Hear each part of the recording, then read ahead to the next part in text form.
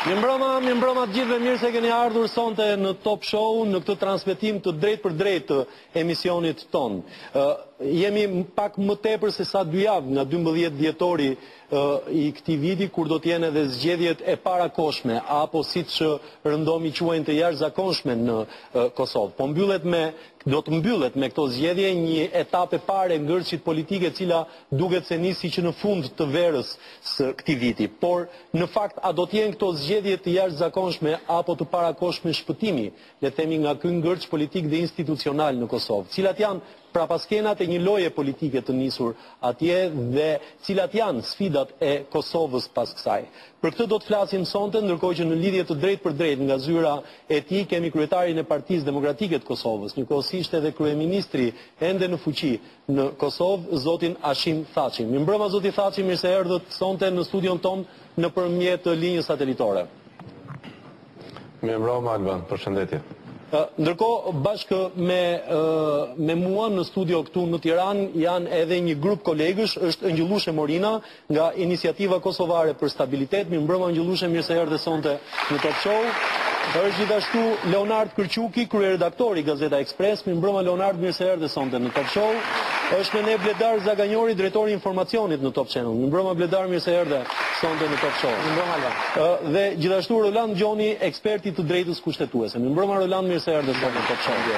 Sa janë të ftuarit në Tiranë? Në fakt ne kemi përgatitur dhe një seri insertesh, patëm disa minuta vonesë për fillimin e por le të bëjmë një retrospektiv të asaj çfarë ka ndodhur, të ndjekim një insert, dashuria zgjat 3 vjet e kemi quajtur këtë insert, dhe kthehemi menjëherë me komente në lidhje me atë se ç'ndodhi që u shkaktua kjo krizë në Kosovë.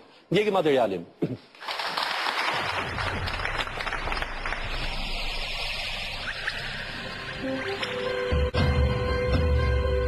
3 vjet më parë, LDK dhe PDK vajtën së bashku në tribunën e kuvendit ku u shpall pavarësia e Kosovës. LDK-ja Ibrahim Rrugovës që kishte frymzuar rezistencën paqësore dhe mosbindjen civile, dhe PDK-ja Hashim Thaçi, gjërësisht e njohur si trashëgimtare e UÇK-s, e ngritën në këtë mënyrë së bashku kupën e fitores. Po ashtu, në një qeverisje të përbashkët ata morën përsipër sfidat e shtetformimit, simbolet, kushtetuta, ligjet që do ta bënin këtë vend të qeverisshëm, përcaktimi i kufive, njohja e pavarësisë nga shtetet të tjera. Por me sa duket, dashuria 3 vjet zgjat. Gjatë këtij 3 vjetshi, sfidat ekonomike, akuzat e korrupsionit, papunësia e madhe, mungesa e kontrollit në të gjithë territorin, duket se e kishin lodhur Kosovën, por edhe qeverinë. Dorëheqja e presidentit Fatmir Sejdiu pas interpretimit të gjykatës kushtetuese për mos pajtueshmëri të mandatit të kryetarit të shtetit me kryetarin e partisë, shënoi dhe pikën e parë të krizës. Kosova u fut në ngërç kushtetues, ndërkohë që në horizont duket betejë diplomatike e radhës me Beogradin për të ulur në tryezën e bisedimeve. Privatizimi i PTK-s dha shenjën e parë se kryeministri Thaçi nuk e kishte për gjë ta jepte dorëheqjen, por atëherë nuk ndodhi. Vetëm pas një mocioni mosbesimi të iniciuar nga AKR-ja, qeveria u dorëzua dhe parlamenti u shpërnda. Pak më parë se kjo të ndodhte, Hashim Thaçi kishte rikonfirmuar veten si kryetari i PDK-s në një garim pa rival. Ndërsa ditët rrokullisen drejt zgjedhjeve të jashtëzakonshme të 12 dhjetorit, të gjitha sondazhet e deritanishme nxjerrin fituesen e madhe të divorcit qeverisës, PDK-n dhe Hashim Thaçin. Por a është kjo një fitore si e Pirros, në një vend që ende nuk është bërë shtet, pasi pushtetet ndërkombëtare dhe ato kombëtare mbivendosen, kur varfëria shtohet, ku të rinjt humbasin shpresën dhe durimin, sfidat e njohjes nuk kanë përfunduar, ku rrugtimi drejt BE-s duket ende shumë i gjatë, sa gëzim mund të ndjesh kur krijon një qeveri?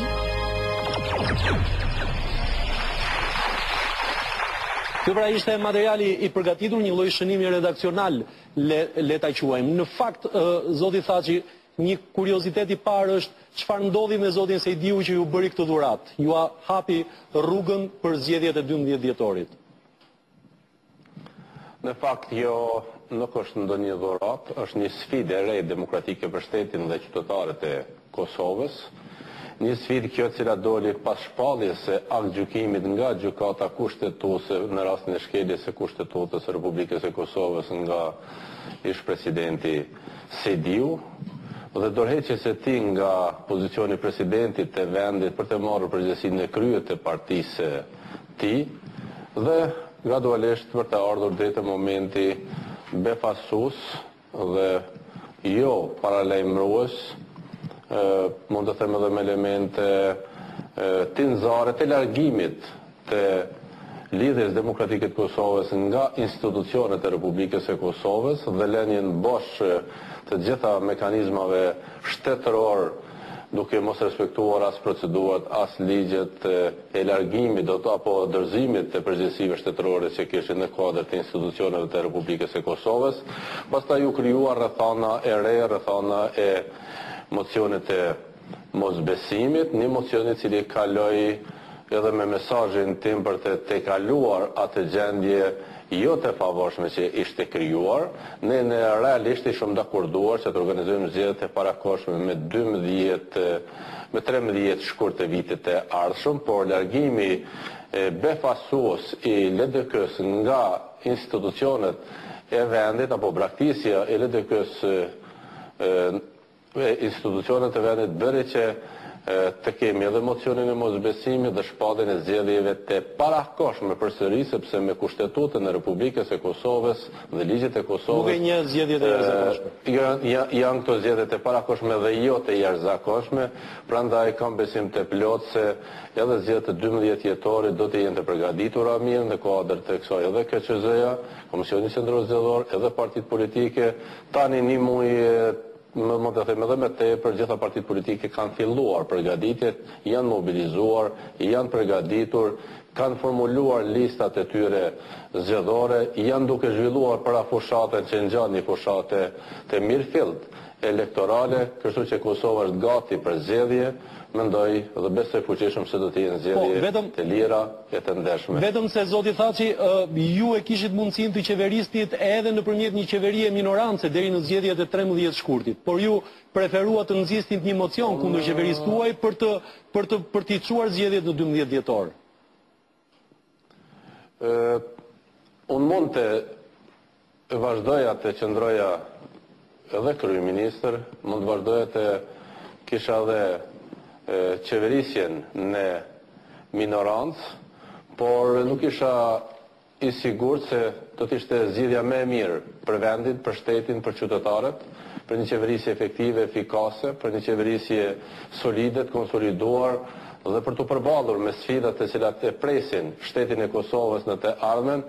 Prandaj do të ishte një interes partijak, por në asnjë rrethon një interes i përgjithshëm shtetëror. Kështu që mendoj që mocioni që ndodhet në Parlamentin e Kosovës ishte vendimi i drejtë për të hapur mundësinë e shprehjes së vullnetit të qytetarëve të Kosovës për bartësit e institucioneve dhe gjitha institucionet e vendit për të deklaruar për 12 dhjetor. Kështu që vendimi im ishte vendimi me i drejtë i moshëm në interesin e vendit dhe gjithë qytetarëve pa dallime partijake, dhe mesazhi im edhe në Parlamentin e Kosovës ishte shumë i qartë për gjithë deputetët e Kuvendit të Republikës së Kosovës, të Partisë Demokratike të Kosovës, por edhe të opozitës dhe mekanizmave tjerë politik. Angjëllushe Morina do të bëjë ndërhyrjen e saj të parë në këtë. Faleminderit Alban. Mirëmbrëma, zoti Thaçi, unë në fakt nuk kam ndonjë koment. Unë nuk kam ndonjë pyetje, vetëm desha me komentu, e ndëgjova shumë me vëmendje komentin e juaj për prishjen e koalicionit. Duhet me thonë që fillimisht pajtona plotësisht që ka qenë një tërheqje e papërgjegjshme, një braktisje e institucioneve shtetërore prej njënës pjesë të koalicionit qeveritar. Ndonë se bara metet e partia e cila është tërheq, se LDK-ja, unë besoj që faji në fakt duhet të dahet prej koalicionit qeveritar, sepse ka pas munges të qartë të leadershipit që do të thotë se leadershipi jo nuk ka qenë gjendje të mbaj institucionet kompakte në kohënat kur Kosova ballafaqohet me shumë sfida të mëdha. Dhe besoj që këtu kemi më pas kohë në këtë emision të numërojmë sfidat minutat e ardhshëm, mirë po isha ndalur tek ju e përmendët dy herë, thatë se tërheqja e LDK-s për institucione ishte befasuese. Është shumë interesant për mua që e përdoret këtë fjalë befasuese, sepse një vit më përpara ishte po ishte pikrisht partia juaj e cila me anë të SMS-ave provoi ta prish koalicionin ose testoi një prishje prej një bari të quajtur Zanzibar në Prishtinë në orët e vona të mramjes. A do të thotë kjo se para një vite ju keni pas probleme, mirë po ato probleme nuk kanë qenë aq sa serioze, pastaj ka ndodhur që gjatë vitit ato probleme të evitohen dhe tërheqja e LDK-s prej qeverisë ju ka ardhur juve dhe partisë juaj si befasi. Mendoj që kjo ishte më shumë ndoshta si koment se sa pyetje. Okej, ishte koment, por edhe në të njëjtën kohë përcjellur edhe me një opinion, jo i panjohur, por i paqëndrueshëm. Ju e dini se me fitoren e Partisë Demokratike të Kosovës në vitin 2007, unë kam nënshkruar marrëveshje koalicioni me Lidhjen Demokratike të Kosovës për interesat e shtetit Kosovës, por natyrisht edhe duke marrë një përgjegjësi Lidhja Demokratike e Kosovës në kuadër të institucioneve. Dhe pjesë e marrëveshjes ka qenë edhe presidenca, edhe zëvendës kryeministre dhe ministri tjerë përkatëse dhe struktura tjera qeverisëse. Pra, Lidhja Demokratike e Kosovës në udhëheqjen e qeverisë sime ka pasur më tepër pushtet se sa në vitet 2004-2007 kur ishte vetë fituese zgjedhjeve dhe pjesë e saj ishte Aleanca për Ardhmërinë e Kosovës, sepse ne edham edhe presidencën, por edham edhe pushtet ndoshta më tepër se sa që ishte deklaruar qytetari i vendit për të dhënë pushtet kësaj partie. Në këto 3 vite që kemi qeverisur bashkë, unë nuk jam ai cili përbuz gjërat, nuk jam ai cili akuzoj, por dua të them se ka qenë një bashkëpunim korrekt, ka qenë një bashkëpunim i sinqert, ka qenë një bashkëpunim produktiv dhe mund të them se vendi kur ndonjëherë në jetën e vet politike nuk ka qenë më konsoliduar dhe më stabil. Natyrisht gjatë fushatës elektorale të zgjedhjeve lokale të vitit e kaluar ka pasur deklarime të zyrtarëve të ndryshëm edhe nga Partia Demokratike e Kosovës edhe nga Lidhja Demokratike e Kosovës. Deklarime këto të cilat janë bërë të njohur opinionit nga selit e tyre partijake, nga turbimet e ndryshme elektorale, por gjithmonë kanë bizotruar opinioni, kam bizotruar përgjegjësia e vazhdimit të punës së përbashkët për shtetin e Kosovës dhe natyrisht edhe përgjegjësitë pushtetare dhe shtetërore që kishim. Kështu që Partia Demokratike e Kosovës nuk është fajtore pse është shkelur kushtetuta nga ish-presidenti. Partia Demokratike e Kosovës nuk është fajtore pse është larguar në mënyrë të befasuar Lidhja Demokratike e Kosovës për të përgatitur terrenin ku ta diun se për çka. Prandaj fillimi i braktisjes së institucioneve ka ndodhur në rastin e konstatimit apo shpalljes së aktgjykimit nga gjykata kushtetuese për ish-presidentin dhe kryetarin e Lidhjes Demokratike të Kosovës. Vetëm se zotin Sediu. Aty fillon, pastaj janë hapa tjerë që ka ndodhur një nga një, do të me braktisjen e ministrave nga ministrit, pa u lajmëruar fare në zyrët e tyre, po pa respektuar fare procedurat e nevojshme, por unë dëshiroj të theksoj edhe një herë vlerësimin për ata njerëz që kanë pasur mundësinë të bashkëpunoj dhe të punoj bashkë me ta në këto 3 vitet e fundit.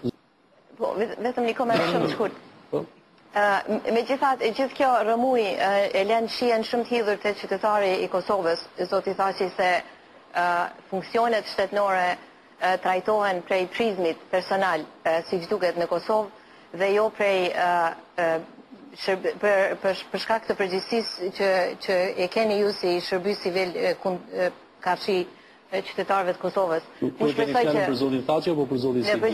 Në përgjithësi për koalicionin qeverisës. Në përgjithësi për koalicionin qeverisës. Është bërë një braktisje institucioneve shtetënore të një shteti që është në gjendje shumë të brishtë.